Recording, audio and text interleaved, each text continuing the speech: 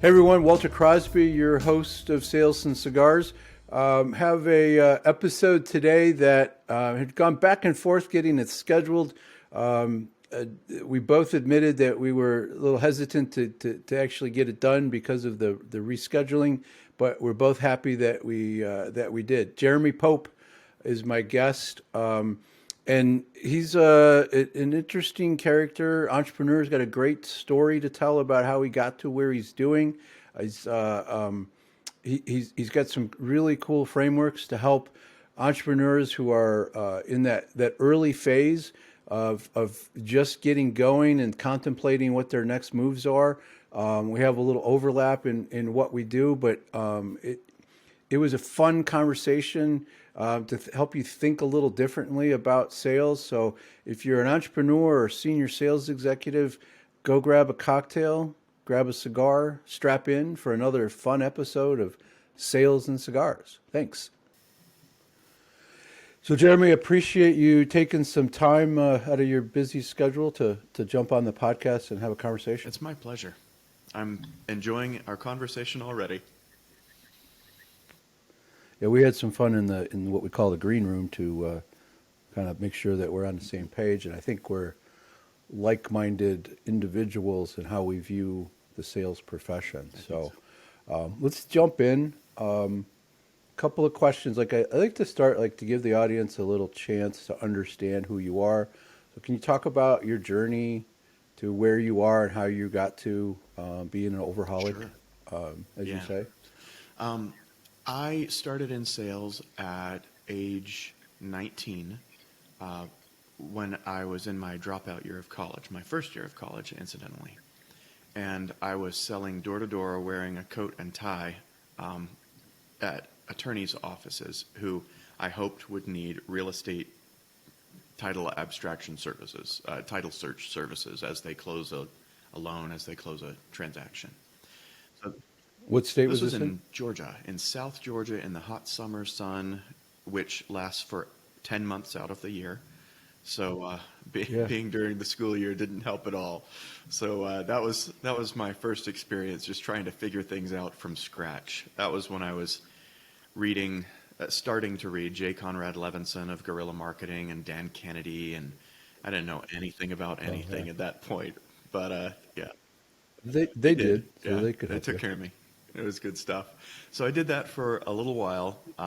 That carried me through for a bit, and I'm a smart guy, and I used to think it mattered, and so I did at least use the smarts of a very high SAT score to, I think I missed 3 or 4 questions on the SAT, and so I used that as my credentials to do some SAT prep consulting. I got a few clients doing that, and I was having some memory issues, like where am I putting things? Not Alzheimer's, but part-timers kind of thing. And so I started doing some self-hypnosis to improve my memory. And I did that for 3 or 4 days, and I started remembering where I put everything. And I started thinking, well, what else can I use this for? So that kind of got me into self-hypnosis. And then I started talking about it, and I'm an advocate for anything I do. I can't help it but be an evangelist. I'm the dancing monkey out front. Just if I'm excited, I'm trying to get everybody else excited, you know?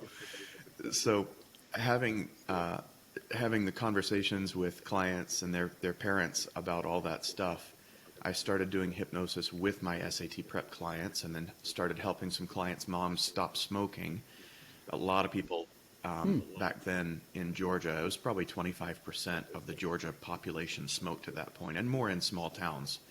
Not the good stuff, not the cigars, but like the pack-a-day cigarettes kind of stuff.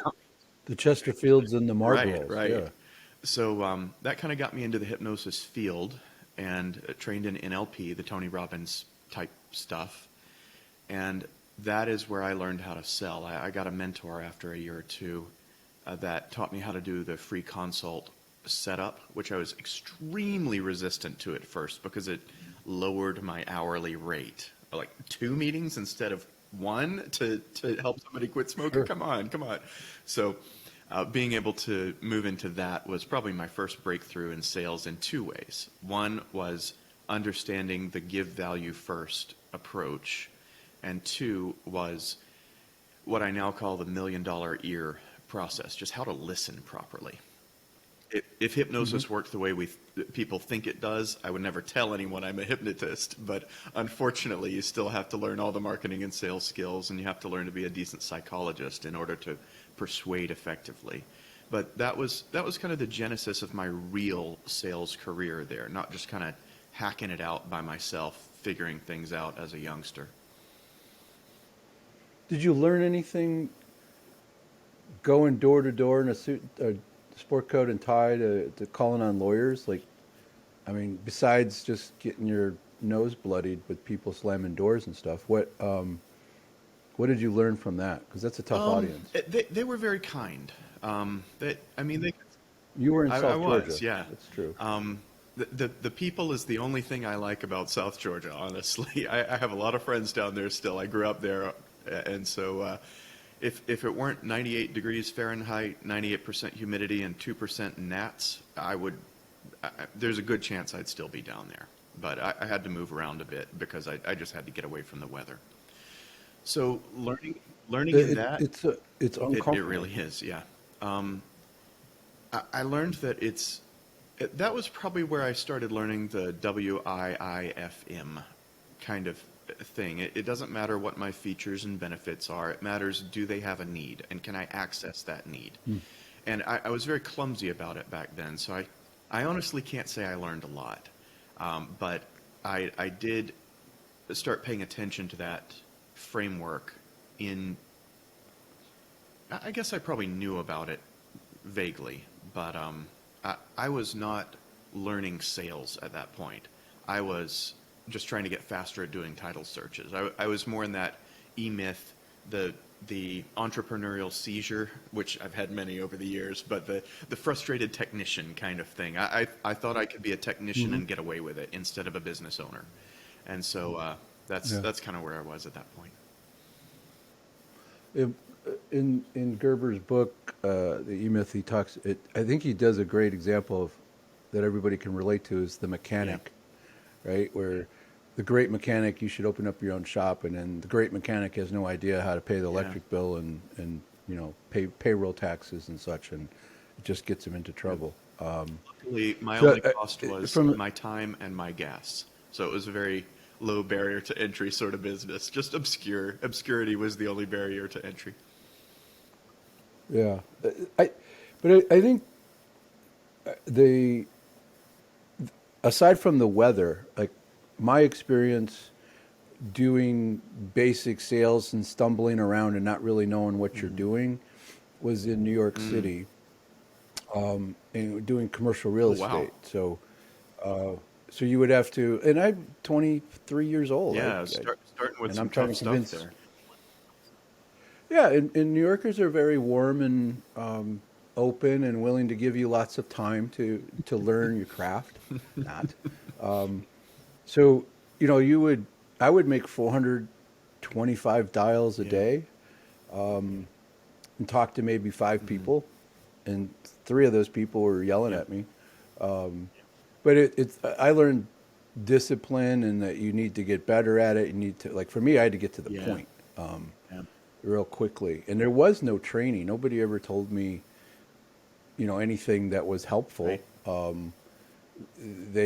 And if you gave them too much information, somebody would try to, steal your opportunities. Sure.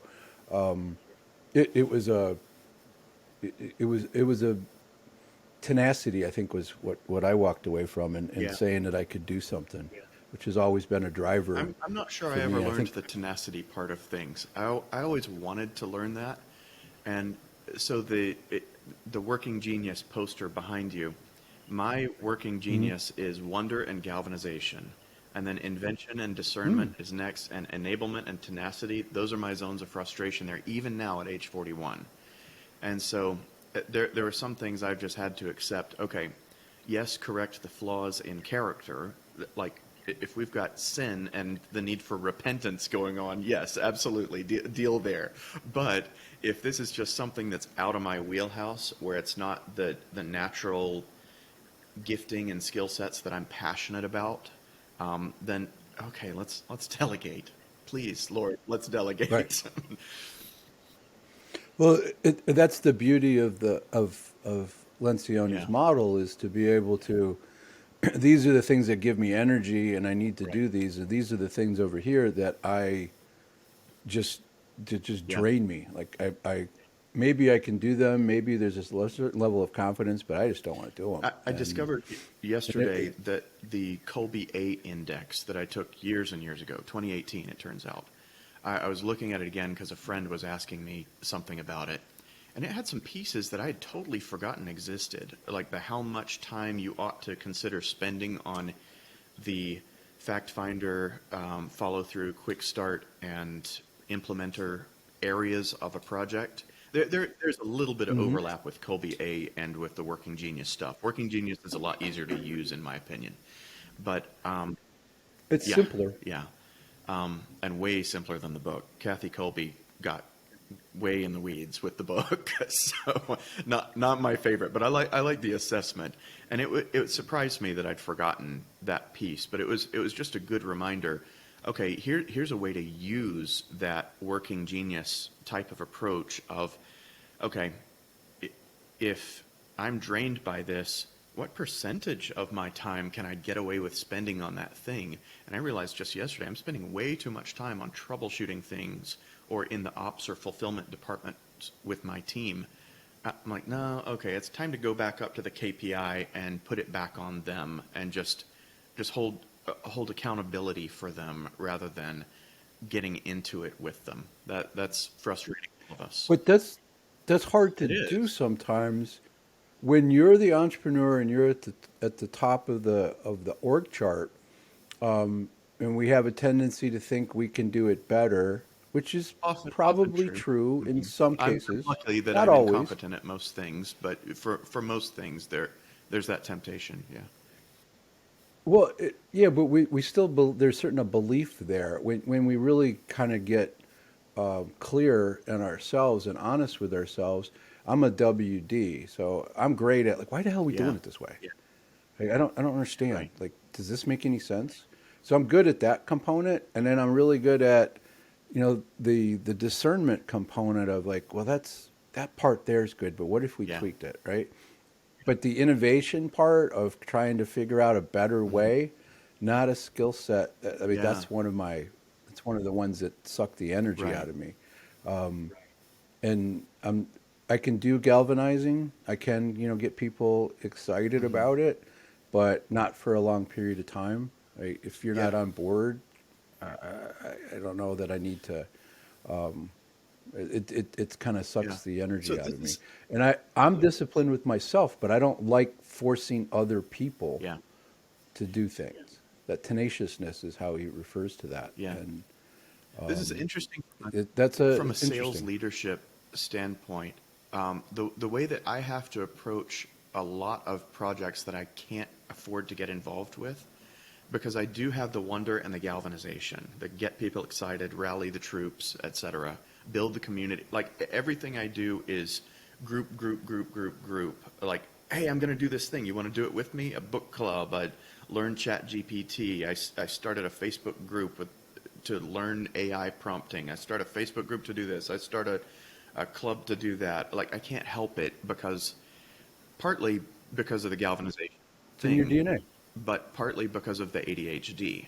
And so if I don't have people around me to give me that extra little nudge of accountability, like they're depending on me, I don't do anything. So this has affected the way I fulfill in my own business. I do not create things on the back end. I do not do homework.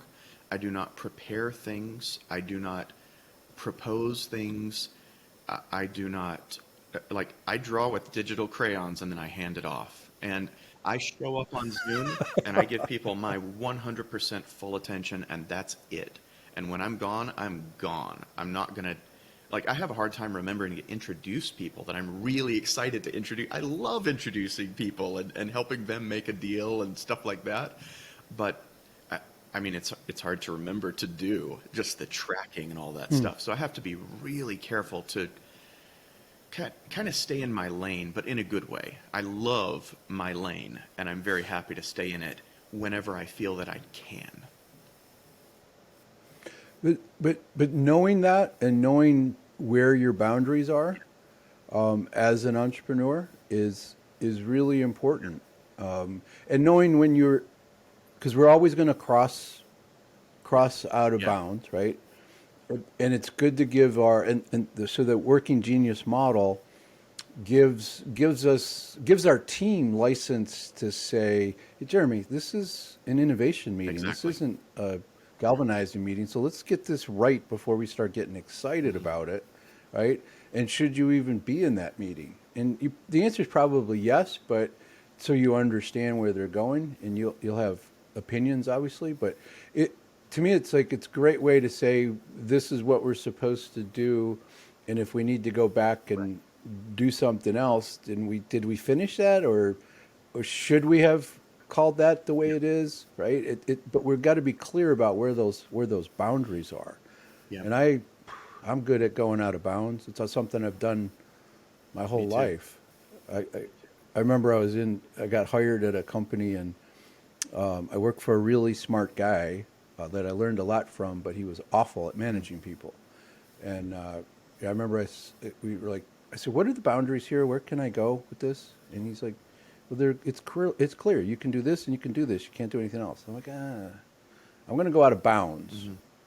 right? So, I need a little bit more latitude over here. And he's like, why do you want to go out of bounds? And I'm like, it's where the interesting part of life is over Mm. there, right? And we're gonna make some deals, and we're gonna try to figure things out.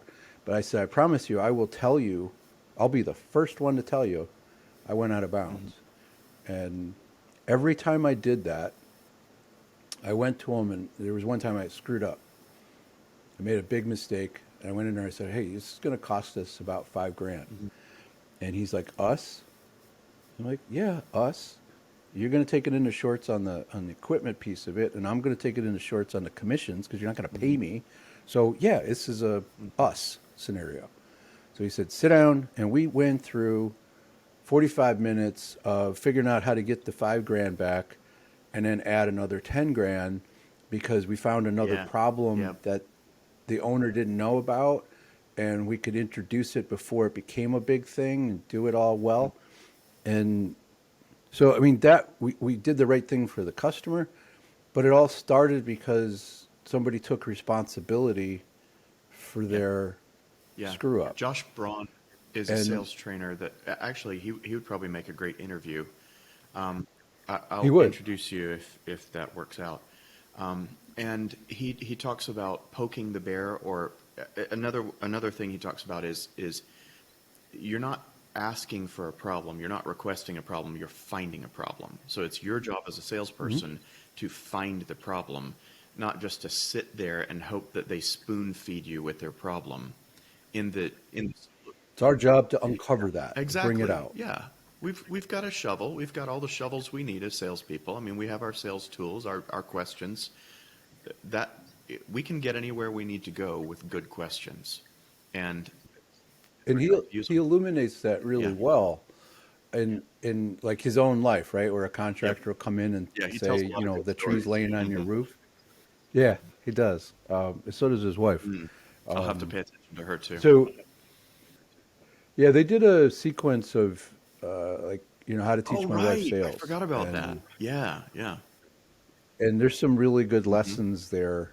She's charming and Hmm. funny and self-effacing, and they bring in her mom. They don't bring her into the interviews, but they use the Right. Right. stories. And I don't know, I just find him Yep. funny and Yeah. educational. He does a lot of good work, and I think that's one of the things that salespeople could do more of is that uncovering component and finding, right, by Yep. asking the right questions, not using them as a weapon, Right. but doing it as a way to help somebody. That's our goal, is to help This someone. is the same thing as the challenger sale as well. The challenger salespeople, they're not here to browbeat you, but when they can find an element, dude, I have made so many sales where I get to show off the depth of a question. When somebody says, oh, nobody else I've talked to has asked me that. I'm like, all right, I got the sale 70% closed right here, right now. If it's a good enough question that it Yep. really sparks them in that way, and it's something nobody else is asking, it's usually fundamental stuff too. This is like Well, blockers. it's fundamental to you, but not necessarily to them because they see the world through their lens, Yeah, not but ours, right? I think of it as fundamental to fulfilling well on like to actually solving this problem for them. If there are a lot of people, a lot of vendors, sales trainers, even sales staffing. I do some recruiting and staffing type of stuff occasionally, and when there are staffing companies out there, I probably get it more around that than any other area, but they're not asking questions that will enable the new salespeople to succeed on this funnel or in this sales process or however you think of it in your business. But when when when those questions are not being asked, how will we know when we've got everything in place? Sort of questions. I mean, that's the concept level. I can't think of an example at the moment, but when everybody else is not asking questions that prove you're thinking about the fulfillment side, you're thinking about the success side of things, it makes it instantly obvious that I'm the standout vendor, that I care about the actual success of the project, not making the sale. So when you start asking fulfillment and sales and success related questions, it really gives you a chance to show off a giver mentality and to stand out from the pack. It, I mean, what's interesting is that the words you use, the language you use is a little different than mine, but Always. their meanings are Yeah. exactly the same, right? I'm looking for that compelling reason that somebody's going to do something, and it to be compelling for the prospect or the customer, it has to take something off their plate, have to save them time, have to save them money. It's got to be Yeah. meaningful to them. And we do that by asking a series of questions, right? It's asking enough questions, Hmm. but asking good questions and great questions and tough questions. Yep. And I was talking to a salesperson the other day, and he's like, "Well, how do I know I ask a great question?" I'm like, they will tell you. Yeah. That's a great question, right? And they'll tell you like, "Well, that's a tough one, huh?" Hmm. Oof. Right? And whenever somebody puts their hand to their chin and like has to take a Right. moment, give them the space to Yes. struggle with it. That's the key. Yeah. There's so many newer salespeople that as soon as a prospect gets uncomfortable, they try and alleviate discomfort. That is not what zero pressure is about. I talk about zero pressure selling. It is not about zero discomfort selling. We have to examine some hard things, and in anything except an impulse purchase. When we're talking about a significant purchase, we're dealing with some bigger issues in our prospect's life. If this purchase is something they really have to think about, we're dealing with something that's a big deal to them. Why would we expect them to be able to gloss over the hard things about this? Why would we expect to be able to emotionally breeze through this area? No, we're here to help them do that work of like getting through the, it sounds kind of woke to say this, but the emotional labor of dealing with this, the thinking process. Thinking is It does hard. sound Yeah, woke. thinking is hard. Let's help people out a little bit. Let's help remove some of the load for the thinking stuff. No, and I think the idea of that being woke is apropos Hmm. because we we do need to struggle Right. as humans to really learn and appreciate Yeah. to, It's to part of the appreciate maturity what we have. process. Hmm. It is. It truly is. And as a salesperson, it when what I teach salespeople is you ask a question and then shut Hmm. up. Just stop talking. Exactly. Well, it gets silence. I'm like, yeah, get comfortable with the silence. It's what we need to do because that is the space for them to figure out if it's something that's real. And we're not putting pressure on them to be purposefully uncomfortable, but we are putting pressure on them to be uncomfortable to think about something in a way that they Yeah. haven't. And then they realize, oh wow, wow. And then they start to make those connections in their Right. mind.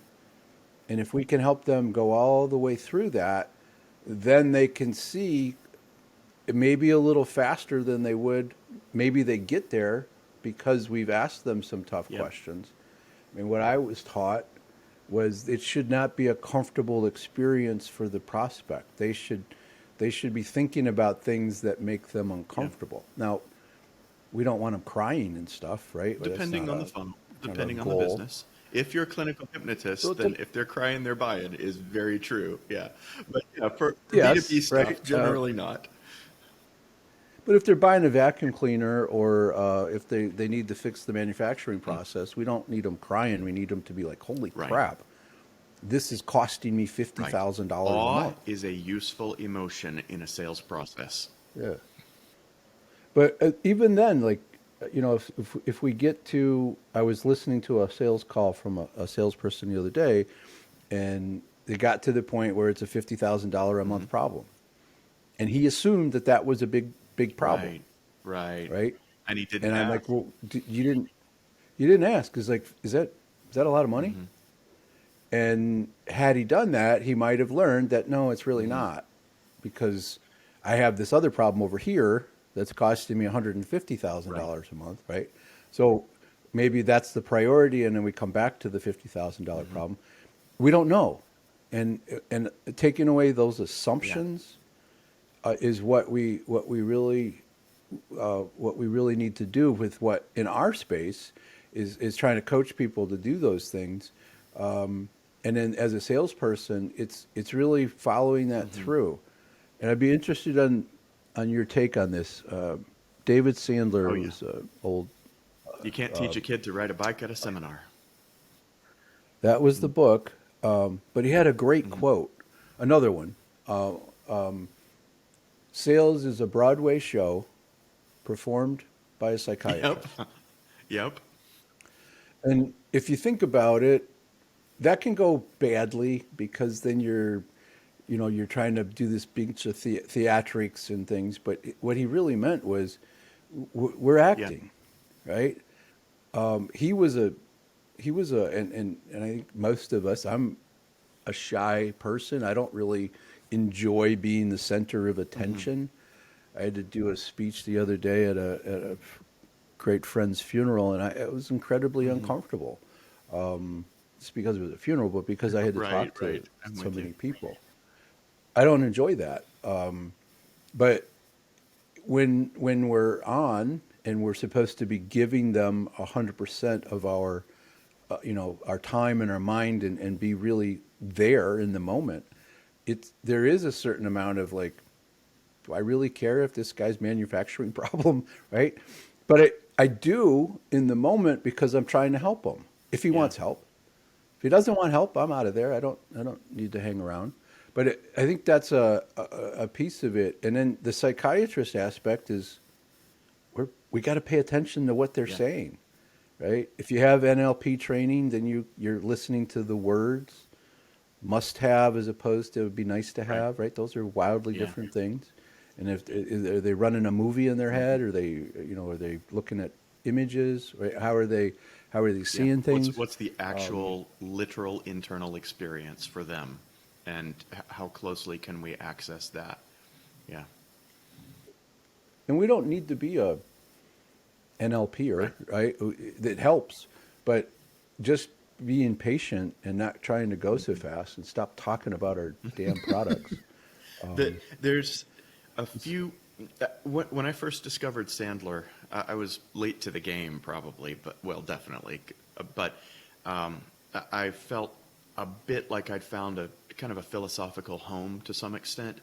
Sandler, James Muir, the Challenger stuff, and then Claude Mhm. Whitaker and one other guy, Peter Bork of Unselling. Wow. Those folks, they kind of, most of them are more enterprise focused than I am. I tend to be more small business, although we have one or two enterprise clients. And I just, I, it was such a nice feeling understanding that there are other people out here teaching a zero pressure approach or teaching Like, let's actually listen and find ways to care. That was really what it came down to for me. The the Broadway show stuff, to me, from Sandler, not to overinterpret that quote, but like, we need to evoke feelings. We're not here to evoke analysis. That's not what a Broadway show is about. It's designed, any kind of a show is designed to evoke emotion. So we're moving people from the world of analysis and calculation and paralysis a lot of times into the world of imagination and action. And so doing that, I mean, you have to be patient with people's feelings. They don't happen just because you mentioned a magic word. There are no magic words, only magic feelings. And so making sure that they are in that spot. Oh, man, one easy example. An enterprise sale that takes 3 calls to close and 4 emails to schedule those calls and to remind people and et cetera, and get multiple people involved from the committee and stuff like that. When you come back on your second call, there is a danger, a strong danger with most salespeople that I've trained, that they're going to want to recap quickly and then move on to the next step. But if you got somewhere in that first call, you're not here to recap.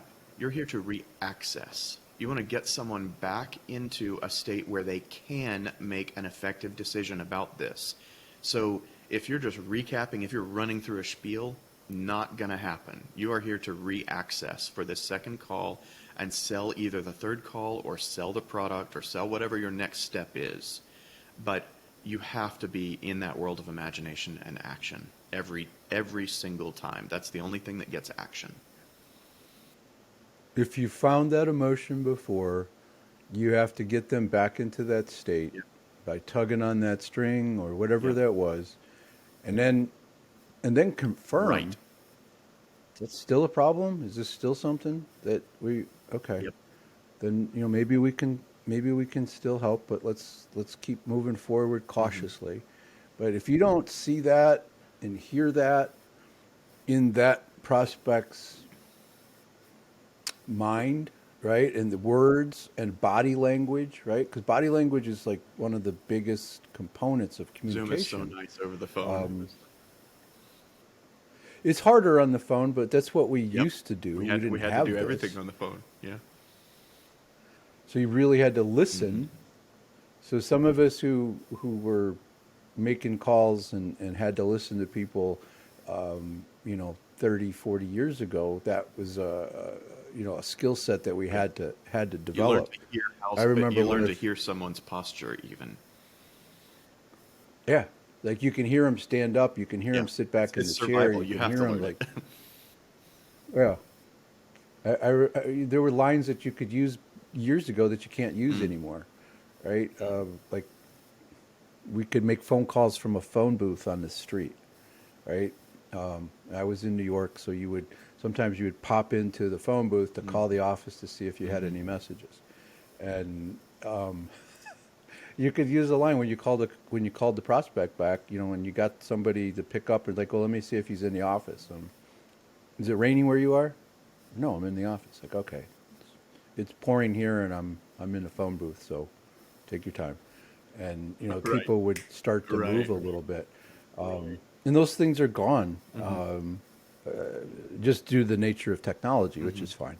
But I think the other thing I wanted to kind of talk to you about was, and we've talked around it, the idea of coaching people to be better at what they're doing as opposed to retraining their mind about going about this way is better than your Yeah. way. So I mean, I was trained as a Sandler guy. I've read, everything from every version of IBM. Right. I've gone through the Challenger stuff. I mean, some of it resonates more than others. Gap selling, Keenan stuff, bronze stuff, right? And they're all an amalgamation. Can't. They're all a blend of everything else that came. Even Sure, Sandler stuff sure. is a blend of things And that so came is mine, before and them. so is yours. I mean, people Yeah. are people, and they always will be, right? So we still have to But deal with the it's same. about trying to find that one thing that helps them get Hmm. better, because unfortunately, so many salespeople are awful Sure. at the what they do, and it's not necessarily their fault because often they haven't been given any Yeah. help, and the bar is so Hmm. low. I mean, I'm a perfect example. Like, what am I going to do when I graduate? Graduate college with an economics degree. That sets me up for grad Hmm. school. But I didn't have any money for grad school, so I sold stuff in the past. I worked in various retail places and I newspapers and whatnot. So I figured I could do it. I was dumb enough to think I could So do it. much of So entrepreneurship is about that. I'm the same it way. is. But your approach is, I think, similar, right? You're trying to coach people to think differently about what they're doing and to approach it slightly I, I differently. am Can you careful to share that? separate my personal call structure from what needs to be happening on any sales call. When I do a call review, me and my coaches have a 7 layer approach to doing a sales call review. And we basically, it's the 7 layers of the sales call overhaul. So structural integrity, like, do you have all the pieces that need to be there in a sales call? Emotional horsepower, are you really getting torque on the problem? Are you getting people from calculation into imagination? Is that actually happening? Yes, it can be hard to measure, but you must learn to calibrate to that. Where are you, and are you getting people where you need to go over the tipping point in that aspect? The framing dynamics, are we setting a good frame for credibility? Do we need authority in this frame? Do we need expertise in this frame? Are we missing any of those things? Are we being a jerk by trying to come in as too high authority? That happens a lot in the biz op space, which I've had a few clients in that space. The biz op space tends to be very condescending to its prospects. And to be fair, the gurus get sucked into that a lot of times by prospects being very immature business owners, but just not knowing they're baby business owners in the biz op space. That's what it is. So, okay. But you have to be careful about that, not to get cynical about it, you know? So handhold, but Sure. don't get cynical and patronizing. So do we have the right framing dynamics? Are we grinding gears? Are we moving from one section of the call to another too fast? Sandler is, I mean, they've got the submarine with the 7 compartments and everything, so they're very explicit and formal about that. I don't tend to be nearly as formal about it, but like, are you covering things before you move into the next area where you need to get stuff? The objection catalyst, like, are we rebutting or handling people around objections, or are we actually transforming those objections? Are we anticipating them? Are we preempting them? Are we catalyzing those objections? And I mean, any experience on a funnel after 20 or 30 sales calls on a funnel, it does not take long. You ought to know what your big objections are. If you don't know what the big objections are, you've got an introspection problem, and you need to start paying a bit more attention to the game film, the game tape. So, Sure. all right, we know we're going to get asked these things. How do we bring it up before somebody asks it, so we can control or aid in the framing of the thought in the first place? Misfires and trap phrases are basically, are you painting yourself into weird corners that you shouldn't be in? Or are you leaving yourself a way out? And then rapport spark. Most of my people, they we call them givers. And a lot of times when people come to me, they're givers stuck in a taker process. They don't know a better way to deal with things, and so they have an unnatural feeling process for them, because they're focused on, well, I don't know. There are a lot of ways to describe a taker process, but I'll stop there. But most givers tend to be very good at rapport. And so you don't need 6 minutes of icebreaker at the beginning. I mean, we can't afford that. And No. so you don't need to focus on that most of the time. Usually I'm tamping people down on rapport and telling them, look, find your rapport in the problem itself. Find your rapport in deep conversation, not how about those Chiefs? You know, like talk about things Right. that matter. I hate small talk so much. I'm not particularly introverted. I'm a little more extroverted on that scale, but I cannot stand small talk. The cocktail conversation stuff drives me nuts. And so, yeah, it's Boring. boring. And I just realized, oh, it doesn't matter. So if a prospect needs to talk about the weather and where I live when I get on with them just to feel comfortable, okay, that's fine. Like I'll give it to them Yeah, for but their you sake, can, but I'm not doing it for my sake by any means.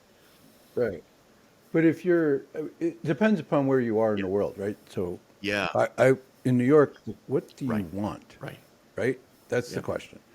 And when I moved to Atlanta, I sort of took a year to kind of figure out what I wanted to Hmm. do. And as a buddy of mine said, hey, we need some help. I need you to go pretend you're a sales guy and do some Yeah. consulting work for us. And that was different. Yep. Like they wanted to know a little bit about who you were, right? Because I was a Yeah. Yankee.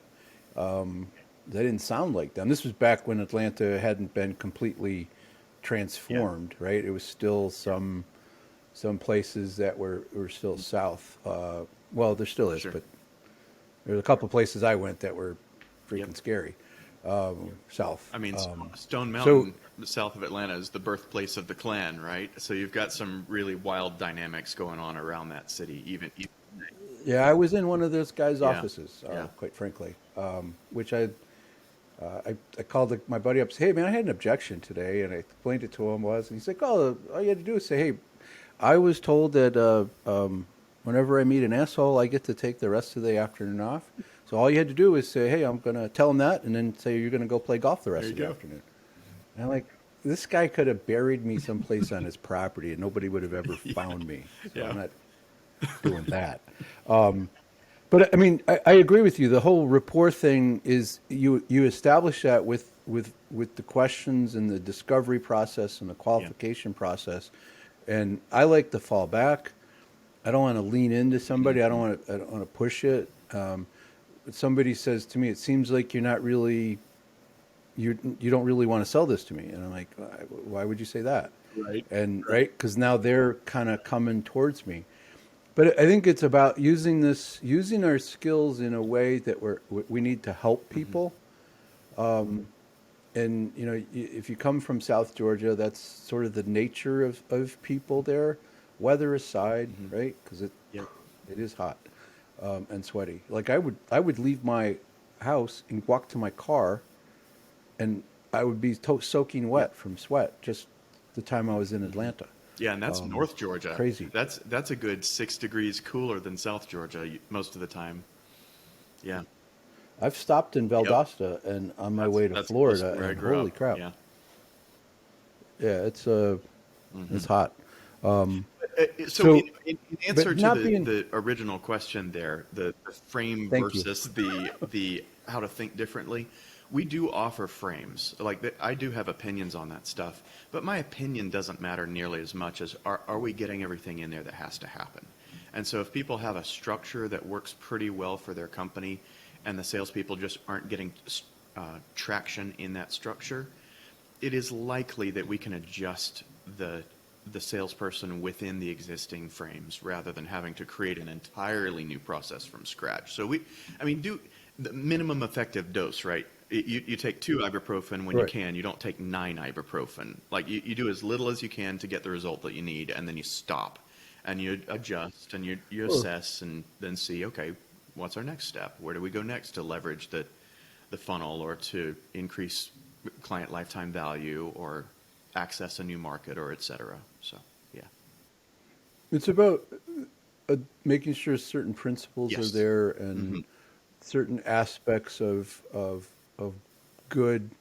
selling is part of their I structure. think that's And really the beginning of a sales career beyond a grinder or a script monkey. When you go from that level of just, all right, I got my script, I got my 400 dials a day if you're a recruiter or old school cold calling, but being able yeah, to move, even while you're in that structure at that company, being able to move from, all right, I do these mechanical things, I get this result. Being able to start understanding why these things work, and when they don't work, why they didn't work. Like, that's really when people start a career in like true selling, like being able to be a giver in sales rather than the script monkey type approach.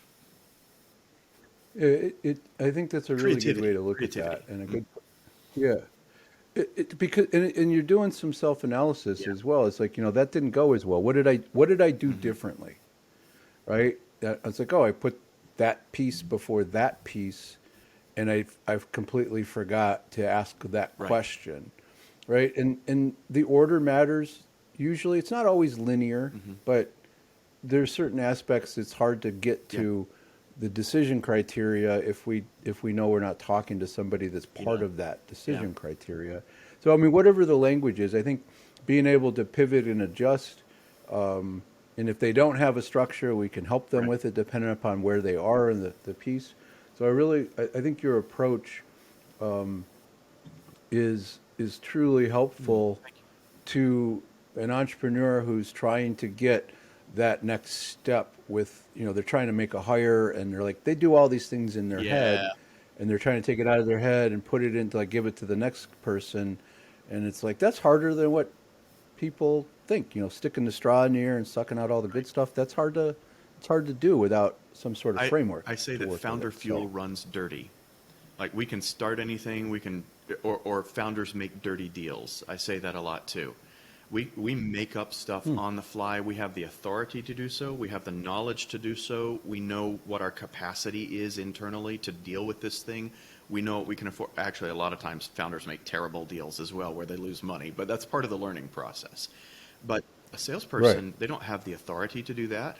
Like, how many founders would come down hard on a salesperson for going out of bounds on a deal, or making the wrong deal when the boundaries were never even expressed in the first place? Like, that's hard. Hard to get mad at.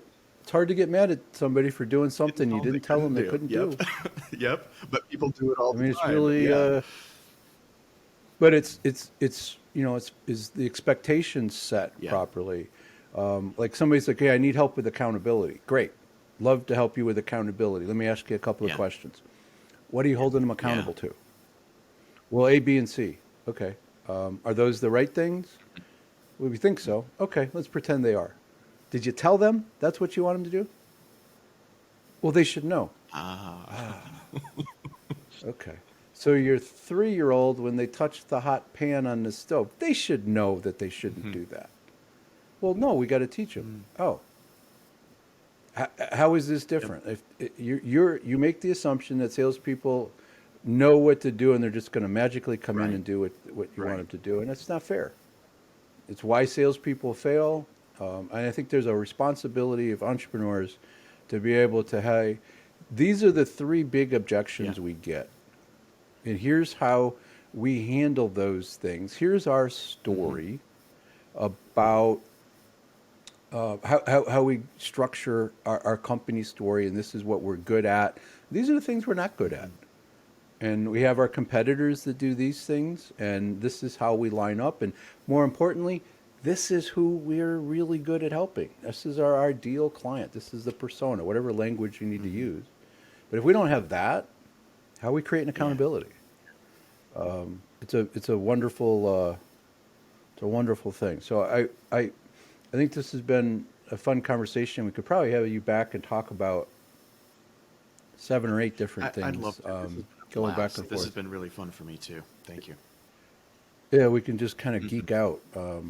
But us geeking out might be helping somebody else. Is kind That's of the how I goal, look right? at it. So, That's the yeah. So I usually ask every guest this question: past or present, does Jeremy have a relationship with cigars? Ah. Well, let's see. Um, I've got a couple different connections, I guess we could say. Um, One is with cigarettes, which is a very loose connection. I was a clinical hypnotist for 10 years, so I helped hundreds and hundreds of people stop smoking. I had, in fact, one of the Good ways that work. I sold around that was when someone was coming in for a free consult to figure out if they wanted to work with me to stop smoking. I had a giant mesh garbage pail in the middle of the office. And it was kind of the showpiece where people would throw away their stuff after they stopped. Usually the first session, after we were done, I would push back and say, okay, take a look. All right, it's been a little while since your last cig. How do you feel? Take a look, put it in your mouth. I mean, we'd go through a lot of the motions to really test, are we done here? And so once people were convinced, nope, I'm really done, we would toss it in the garbage can. And I had to empty it out from time to time because it kept filling up. And so it was a That's fun good. showpiece. It really helped make the sale. The other one is the very fond memories of sitting around on the front step of the college dorm. Most of the other freshmen were smokers. And so just having, useless philosophical discussions and kind of figuring out what we wanted to do with life. Solving the world's Yeah, problems. all those things. And then one of my favorite things now is sitting around the fire pit on a little bit of a chilly night with 2 or 3 friends. I'm not enough of an extrovert to want to party all the time. So I like hanging out with 1 to 5 people, and that fire pit is kind of my ideal scenario. And so a lot of my friends that I do that with, they'll smoke a cigar while we do that. So that's kind of what it evokes for me. It's a cool social Yeah, environment to engage with people and take some time to enjoy a cigar so you can have a meaningful conversation with somebody. I love it. So, Jeremy, you're, I think our the people that we like to speak to are kind of in the similar sounds entrepreneurial. So if good. you could share like who it is you love to help, and then what's the best way for them to reach Sure. out to you? The best way to reach out to me is salescalloverhaul.com. And Okay. I think you can spell it either way, but overhaul is overhaul.com. So that'll get you in touch with me. I'm on Facebook as well. I don't really hang out anywhere but Facebook and in my own email. But I like helping, I call my people ACEs. So agency founders, course creators, experts, and then SaaS founders. That kind of it's almost more my network and my friends than an explicit avatar. But that's who I tend to help. And they tend to be anywhere from $250,000 a year up to around the $20 or $30 million a year range, depending on what they need and et cetera. But if you're a solo founder, hiring your first team, that's often when I get called. So help install the sales ops Okay. system and what KPIs matter and some of the stuff we talked about today. And giving them the right tools and the Yeah, messaging to make the exactly. calls and how to measure the success. Awesome. All right. We'll have all of that in the show notes. Thank you. This was fun. We'll figure out a way to get you back to have another Sounds wonderful. geek out conversation. It'd Thank be you. cool.